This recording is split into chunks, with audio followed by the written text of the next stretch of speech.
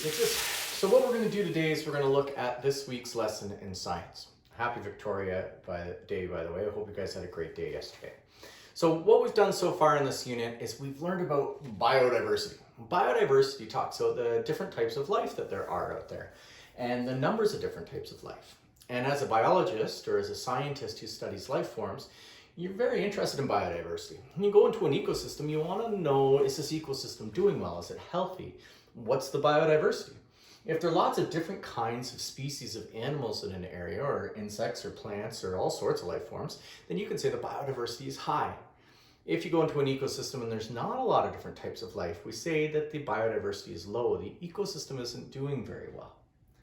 Why is this important? Well, animals and humans who are animals are dependent on the other organisms that live in their ecosystem. Whether you're a herbivore or a carnivore or an omnivore, you need to eat other organisms. And if those other organisms aren't plentiful, then there's not enough for you to eat. And every time we lose some organisms, that means there's less in the ecosystem to consume, which is a problem for us. It's also important for other things. Fungi and plants, well, they need other organisms too. And so humans need to study the biodiversity of different ecosystems so we can understand how it works and how to keep it healthy and how to keep it sustainable.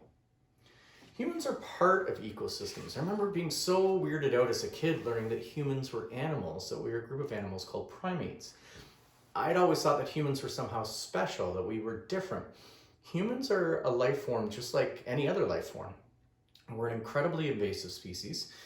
We are dependent on lots of different organisms to keep us alive. And we are very, very destructive, unfortunately, when we move into ecosystems, which means we wreck things. All life is connected. If you think about all the life on the planet, life needs other forms of life. The plants actually need us. I know that sounds weird, but we produce carbon dioxide for the plants. And if we weren't here, the plants wouldn't have enough carbon dioxide. We need the plants. They produce oxygen, but more importantly, they produce food for everything. If there were no plants, there'd be no life on Earth. Well, there might be some photosynthetic bacteria, but there'd be no life like we know it on Earth. If there were no bacteria on Earth, nothing would decay and break down when it died. Things would just pile up.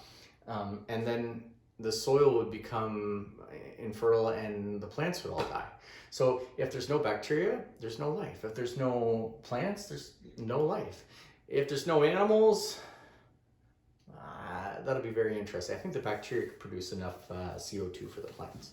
So Carl Linnaeus, the Swedish guy that we learned about with the 5 kingdoms, he set about to try to categorize all the life in Sweden. It's a really neat undertaking. You know, this guy has a basket and a pen and a piece of paper, and he says, I'm going to go and find out all the different types of life in the country. And he starts walking around and he picks up things like your life, and then he writes it down. And he soon has like his whole piece of paper full. He's like, I'm going to need another pen. And he gets more and more paper, more and more pens, and he realizes there's so much life in Sweden that this is going to be a monstrous undertaking. And then he wants to start categorizing or putting the different life forms into groups. Now, there are lots of ways you can do that. Do things mostly live in water? Do you mostly fly? Or do you mostly dig underground? Or are you furry? Are you bitey? Are you slimy? But Carl came up with the 5 kingdoms. Are you a bacterium? So that means you're 1 cell big and you don't have a nucleus. Are you a plant? That means you have more than 1 cell in you and you have to make your food from the sun, photosynthesis. Are you a fungi? That means you eat dead stuff, you don't photosynthesize and you don't move. Are you an animal? You're more than 1 cell big and you move. Or are you a protist? You kind of don't fit in the first 4 boxes, so we'll make you a protist. And so Carl used those as his 5 groups. Now, today we actually use a couple more groups, but this is pretty good for now. And what we're going to do this week is we're going to break the animals down. And we're going to look at, well, what are some of the groups of animals that exist on our planet? Now, the first big grouping is invertebrates and vertebrates, and you probably have heard of this before. Invertebrates are animals that don't have a spine or a backbone. So things like, bugs. Bugs don't have spines or backbones. Or crustaceans, like a crab, a snappy crab at the bottom of the ocean, doesn't have a spine. Vertebrates are animals that have spines. So a bird, if you look at a bird skeleton, you'll see the spine running down the back, or a fish, or a snake would have that, or a human, we have spines. So what we're going to do this week is we're going to take the animals and we're going to go invertebrates or vertebrates. That's your first breakdown. And then if you took the vertebrates, you can break them into 5 different groups. And again, if you go on in biology and university, there are a couple extra groups in here. But the 5 simplest groups are fish, oldest organisms on the planet. Oldest vertebrates on the planet.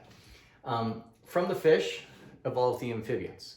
So fish started poking their little snouts out of water and using their fins to kind of walk around. And eventually some fish learned how to breathe air. They developed a new organism or a new organ called lungs, and amphibians could crawl out of the water.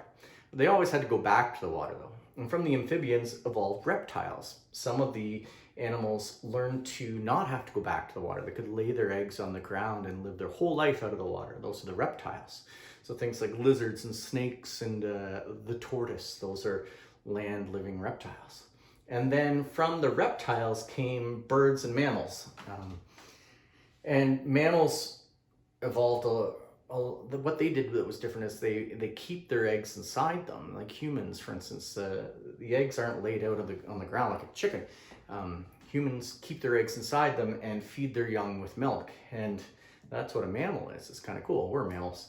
And so what we're going to do is we're going to take animals, break them into invertebrates or vertebrates, and then look at the vertebrates and now break them into these 5 different groups.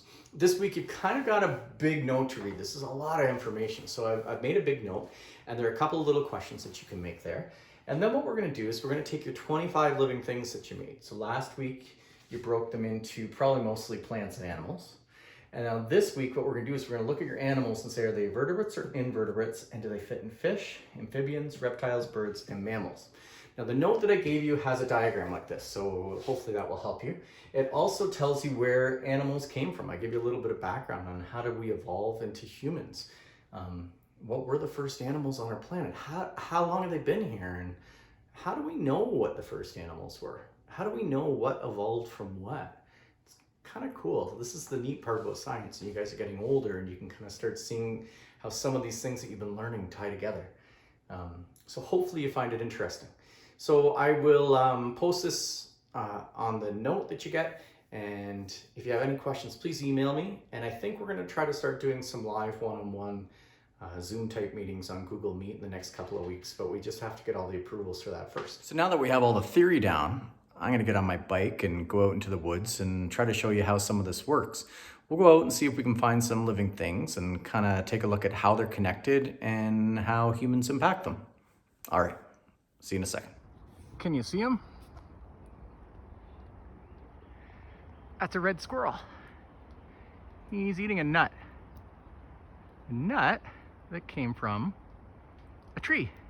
And right now he's hiding from me. He's up in a cedar tree, and he knows I can't get him from there. But there are other trees around him. There's a birch tree, and I think a huge white pine that goes way, way up. There's a lot of biodiversity out here. All kinds of trees. And the squirrel is connected to the tree. He's eating the nut. And listen. Can you hear him? This is a pond behind a bunch of houses in a forest that has a lot of life in it, a lot of biodiversity. There are frogs in the water. Those are frogs singing. I just saw a whole bunch hop away when I came near. There are plants in the water. There are bugs in the water that the frogs are eating. And the bugs, well, they eat the algae and the plants, and the frogs, they eat the bugs. And there are other things living in this pond too. There's a frog. I'll try to get closer. A frog is a type of organism called an amphibian. He's an animal. An amphibian comes from the Greek amphibios, which means 2 lifestyles. And look above the pond. Look at the swallows. They're flying around eating the bugs too. They're everywhere. So the frogs need the bugs, and the bugs need the plants, and the swallows need the bugs. And then over there, there's a mallard duck. And he's eating the plants. There are a couple of them. And maybe they'll make a nest out here. This is an ecosystem. It's an area where a bunch of plants and animals and other things like water and air and dirt and rocks all use each other to survive. And a lot of biodiversity. And I can see evidence of Humans. You could see their nests built all along the far ridge over there. Now when humans move into an ecosystem, unlike other organisms, they change it a great deal for their own liking. They cut down the trees and they flatten things out. The land behind me used to be a farmer's field. For a long time, farmers would come out here and grow food, and before that, this forest would have been used by humans for hunting animals. Land use changes over time. But what doesn't change is the fact that all the living things here, the plants, the animals, the fungi, the protists, the bacteria, well, they all are linked. They all need each other. There's something in the water right there. I wonder what it is. Probably a frog sitting on a rock. It's hard to see through the camera. Biodiversity is everywhere.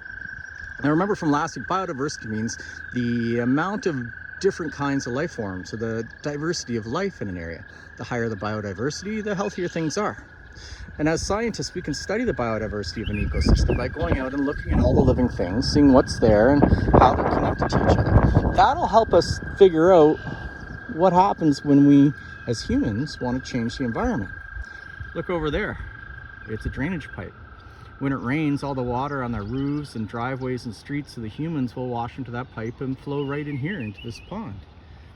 What will that do for the frogs and for the swallows and for the ducks? We're all connected.